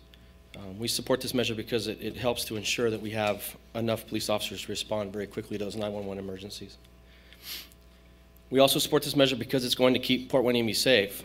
This measure provides critical support for our city's gang and drug-related crime prevention services. It also ensures that our city maintains a safe and desirable place to live, which was highlighted by Mr. Butler in his opening discussion about what's paramount for the citizens was that they want this city to remain safe, and that was something very important to them. When times are tough, the last thing we need to do is cut the number of firefighters and police officers, public safety in general. We support this measure because it prevents the cuts in number of police officers who work hard to keep your residents safe. Off the cuff, I believe that speaking from the heart is very important. I believe that it shows a level of honesty, and I'm going to be very passionate when I discuss a few of these options because these are coming from the men and women of your police department, things that I hear on a daily basis. And I apologize in advance if I go over for a few minutes. No, that's fine. Okay. You have whatever time you need. Thank you very much. I appreciate it. So from their boots and their hearts and their heads, our staffing levels are at an all-time low. I mean, if you walk across the hall, we're a skeleton crew most patrol shifts. We have a very high incidence right now of IOD injuries on duty. This is something that was highlighted with previous administration that I discussed openly and directly with them about the continued effects of low staffing levels, continued concessions, even though that's not where we're going with this particular argument, but the long-term effects it has on officers' physical well-being, their mental well-being, their emotional well-being. I'm speaking to you as their representative. That is taking a toll. It's taking a toll on the officers, and that's why we are short-staffed. We have 4 or 5 officers out on IOD right now. And so in order to staff our department appropriately, not only is it a huge creates fiscal challenges for the city to backfill those positions with overtime, but it also impacts us physically and emotionally. And mentally. And so these things kind of work in conjunction. I think the last time I spoke, I spoke about how they come in full circle.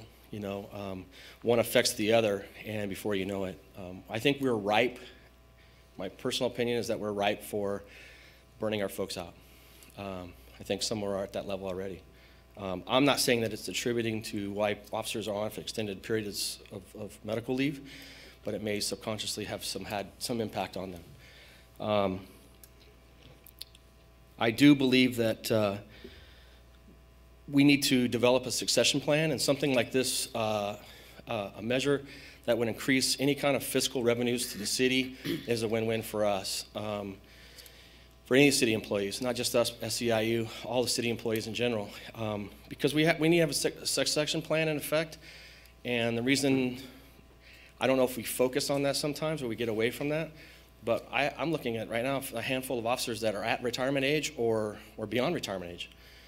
And we have to have a succession plan in place for them that when they do retire, i.e. myself, in the next few years, that we can attract new qualified men and women that are going to be well-trained, well-skilled, and ready to take on the challenges of this city, and that are happy, they're satisfied, without losing them to other cities in the county or in existing counties in the area. Lastly, I'd like to focus on how proud I am of our men and women who continue, despite some of these challenges, are working very hard to keep the citizens of Port Hueneme safe. I was glad to see, it was what I expected, based on my experience and based on talking with some of the people that live in our city on a daily basis. I was glad to see that Mr. Butler's survey, or the survey that was done by the True North, found that the citizens respected their police department. They appreciated their police department. I, in turn, respect the men and women of our police department because they've worked very hard given these challenging times. Not only do we have a commitment to keep our residents safe, but we also have a commitment to keep each other safe. And I think it's imperative that you guys take into consideration this measure. I think it's a win-win for the city. Appreciate your time. Thank you very much. Thank you, and All right. thank you for the service you do provide to Thank our you. residents. All right. Yeah. Can I ask Mr. Butler, there is a portion of this initiative here that recommends that we have a community-based commission, right? So that's something that the state mandates. Yeah, so several years ago when the state implemented the legislation that allowed cities and counties to do these local transactions and use taxes, one of the things they said is you have to have regular audits of the funds that come in, and you have to have some kind of a citizens oversight committee, I think is the term that's used, or citizens oversight process. So it's not necessarily a separate commission, and there's a lot of flexibility in terms of how the city implements that. But you do need to make sure that you are reporting regularly on the way the money, what money's coming in, how is it being spent, and that you have citizen involvement in a regular review of those revenues and how they're being spent. So certainly, when Mr. Hamrick spoke, it relates to maybe some of those issues that could be taken up and dedicated and all of that. So good work. All right, so are there any questions for staff on this item? Do you have any questions? Not necessarily questions, Councilmember just Figg? some commentary. I'm not going to bore you with the details.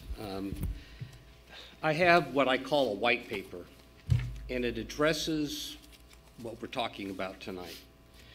I am probably in the minority. I am not in favor of a sales tax measure for a variety of reasons. And I took it upon myself to do a heck of a lot of research, and I drafted up various alternatives because I'm very troubled at the process that's led us to where we are. Each of us were introduced to the consultants that advised our staff on how to reach out to the community, engage them in identifying priorities and issues, and it was clear that there was a bias going into that process for a sales tax measure. And why is that? It's called picking the low-hanging fruit, the path of least resistance. Why is that? Because voters aren't going to be impacted directly. They can choose to shop anywhere they wish to. And yet the businesses that are impacted, unless they are residents here, and that could be no more than 10%, according to my research, could vote against the measure. So they're the ones going to be paying the piper, and yet they're disenfranchised from the process. I'm really troubled by that. I expressed these views early on to our staff. Plus, we already have the highest business licensing rates in this county. We are rated among the 3 highest in the county as being business unfriendly. And we have the 2nd highest sales tax rate right now, and this will put us over the top. So we really haven't taken a look at the economic impact it really is going to have on this community, unless staff would be willing to express how they've assessed that. We're also looking at collecting $1.8 million when our deficit is about $1 million. Why do we go a step beyond, almost doubling the amount of revenue that's really needed to fix our structural deficit? And we're not even taking into account all of our economic development initiatives, including cannabis, that's going to generate a heck of a lot of revenue. Has that been taken into account in determining the amount of a sales tax that should be charged? Now, what I've done here, and I feel disadvantaged because our city attorney on previous occasions has told me, instructed me, I can't distribute this information in advance of a council meeting because somehow it'll violate a Brown Act issue. So it puts me at a hell of a disadvantage, and yet I put a hell of a lot of work into this. And I think it's important that this council, and we heard it from one of the speakers, that made them think twice about where we're going. There are a number of alternatives we have yet to explore, and that was what we supposedly embarked upon a year ago with the Strategic Action Plan. Identified a number of alternatives. We talk about the police department. I hope they're not hoodwinked, but a sales tax measure is a general tax. You cannot legally commit the money to a specific public service. I advocate for a parcel tax so that you know what you're getting for your money. And I have crafted several of those alternatives here that talk about maintaining a certain level of service, a certain number of manpower within the police department, within the reserves, within the lifeguards, public safety in general. You're assured that you're going to get that level of service. You don't have that assurance with a sales tax measure. I could go on. Obviously, I'm very passionate about this. I am very frustrated that we've got to this point in time. This is Measure M deja vu all over again. That we are coming down to the midnight hour when we've been talking about this for years of let's position ourselves for a measure the public can endorse. They haven't endorsed anything. They've been convinced that there is a need, and they've tried to identify priorities. The list of questions that staff has put out there. Did they offer to, well, how do you feel about water rates? What about your water quality? No, the survey questions were extremely narrow. And so you ask the questions you want to receive the right responses to. So you narrow that list. I have an assortment of those kinds of current concerns about how this process has proceeded. This council endorsed a specific strategic action plan based on the concepts of transparency and inclusiveness. That has not happened here. Certainly, this council hasn't been included in the process. So my recommendation to this council is to, at least, the very least, to postpone action until our next regular meeting and make certain the public at large has the benefit of seeing the issues and the alternatives, including the police department, because you're operating on a misconception that the revenues generated from a general sales tax is going to be dedicated to a specific public service. That cannot be done legally.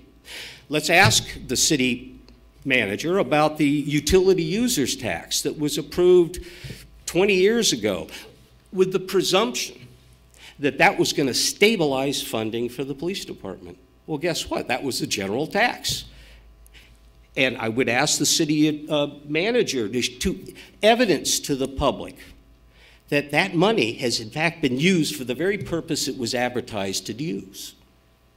So again, my recommendation to this council is let's get the information out there for the public to assess what the alternatives are, the ramifications of moving forward with a sales tax measure versus other viable options that will accomplish what you're saying you wish to accomplish.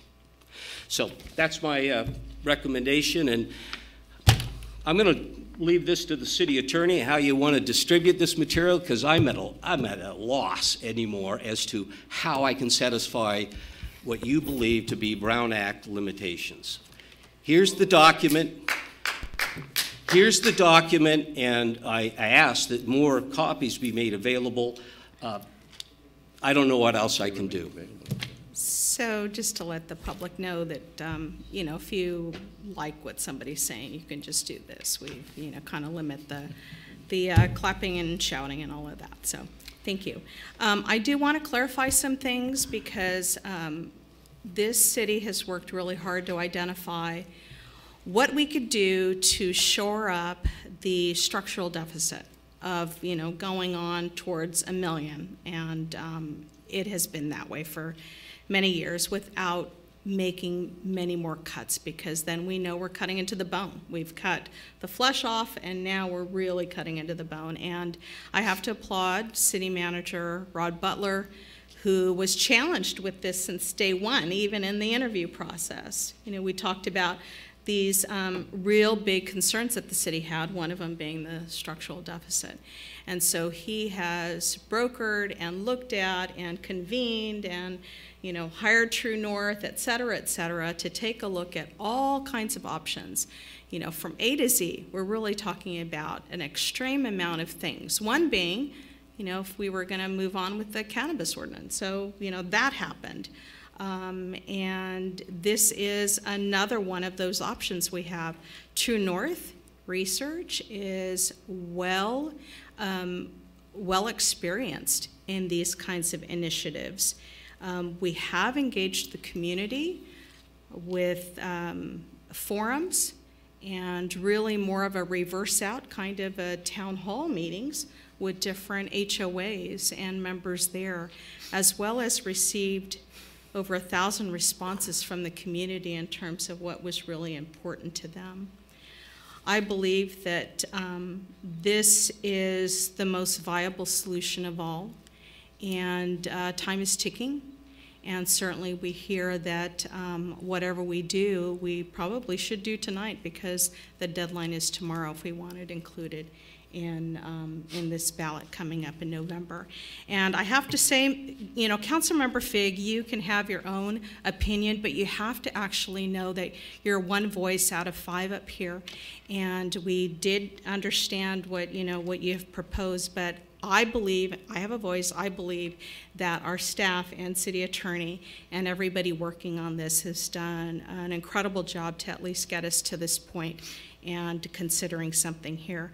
I also want to let you know that 2 of us were appointed to serve on this committee, and that was Mayor Pro Tem Berg and myself, to be part of this committee that actually worked through this entire process and took a look at different options. So with that, then, are there any other questions for staff? Is there any more public input, or? That was it for the public Okay, speaker very good. cards. So, did you have a Thank question? you, Madam Mayor. Go ahead. Did you want to speak? No, Okay. go ahead. Thank you, Madam Mayor. Reviewing all of this, and I appreciate Councilman Figg's fiery rhetoric. He has these issues to put forth, and it's, I can understand it. I don't like the idea necessarily of increasing taxes, period. But this seems to be the less damaging, number one, because it's 1 cent. I don't even mind when I go out and spend 1 extra cent on it. I mean, it's in other cities all over the place. Number 2, much of the sales tax is going to come from other people coming into the city of Port Hueneme who uses our facilities. So in a sense, they're paying their share, where the partial tax, that's not everybody's share, that's homeowner's share, okay? Number 3, I'm flummoxed by the fact that we have such a tight budget, and what we've done to our police department, what we've done to our rank and file employees. We've asked them to take pay cuts. They've taken pay cuts. We say, okay, we'll get you back somewhere in a nominal line after we start making money. Well, we don't do that. Unfortunately, I believe in the police officers. I believe in the fire department. I believe in our lifeguard department. These are absolute essentials. Law enforcement, public safety is critical for the benefit of all communities, and we're one. So let's let the public pay for it. When I go to Costco, I pay extra if I'm going to buy an Oxnard, right? We all do. So why not let people come here? And the one thing that I was hesitant on, because I've heard of a Measure W, Measure G, or whatever, where one of the city councilmen, no longer on here, bragged that, yeah, we allowed that property tax to go in and we promised the police department, but we put it in general funds. That's a bad attitude, and fortunately that councilman isn't around anymore. I think this is, and we don't have time. I mean, we're right up to the wall. The tide is rising. There's another 2 years is going to have to go. So we have to make a decision. And I know in politics, quote, that sometimes it's hard for people to make rapid decisions. They want to wait and wait. But by gosh, I want to see this city clean. I want to see it have good public safety. I want to see lifeguards. I want to see police departments. So therefore, I make the motion that we move forward on this 1 cent sales tax. Okay. Is there a second? Madam Mayor, Yes. I will second that. And the motion is to adopt the ordinance, et cetera, as written in the agenda. Okay. So there's a comment. Mr. Hensley, your motion was in essence to adopt the staff recommendation. Thank you. Okay, and then that. I just didn't have the eloquent words.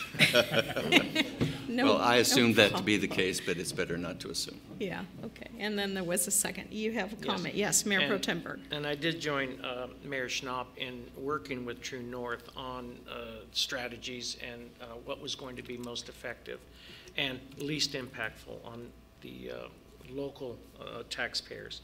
It's a tough issue. It wouldn't have been my choice to raise taxes. I was one of a few who would have chosen more economic development to build out a little bit more to create the surpluses that we could live on. But that's not going to happen today, maybe tomorrow, but in the meantime, we have to do something. And November 6th seems like a long time to go. It's going to be here before we know it. We have to make a move. And while this particular tax alternative is 50% plus one person, it's going to be easier for us to achieve that goal. The others are all 66%, 66.66%, what have you.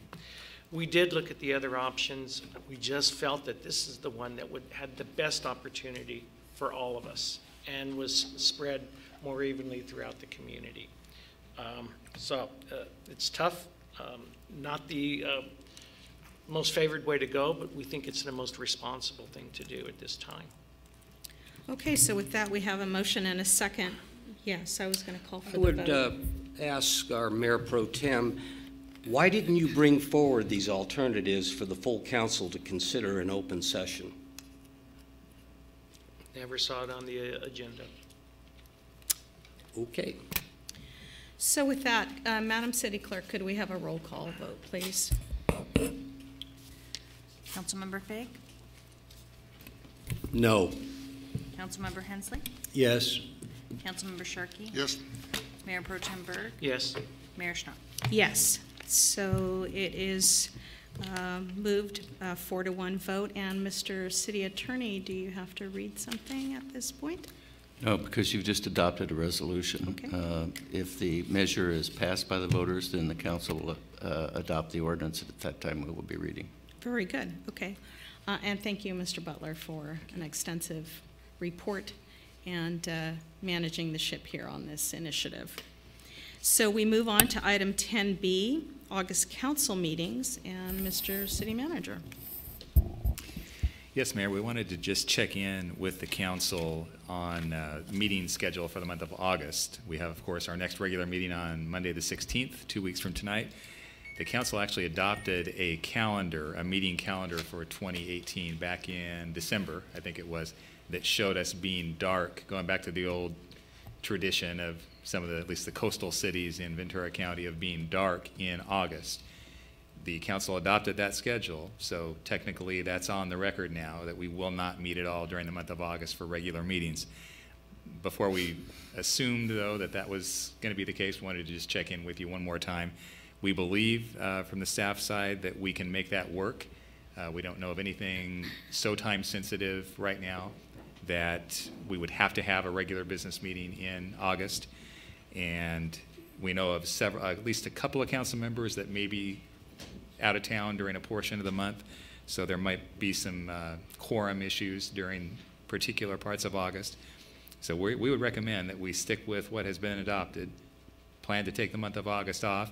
If some hot new economic development opportunity comes up, or something time sensitive that we're not thinking of now that requires an August meeting, then we'll try to track you down during August and at least get a quorum here to deal with whatever that time sensitive issue is. But unless there's objections, we're going to roll with the old school August dark approach. Okay, any objections to that? All right, very good. Oh, thank you, Madam Mayor. If you feel that we don't, I'm concerned because we have this tax situation coming in, a lot of different things that are coming on board. There may be a need for a short meeting. I see nothing wrong with having that as an option, which I guess we do, but yeah, we can I'm willing to always put call the it. time in if everybody else is. Yeah, okay, very good. Yeah, that's where we left it at. So we move on to item number 11, council member reports, comments, and requests for future agenda items. Is there anything on the council?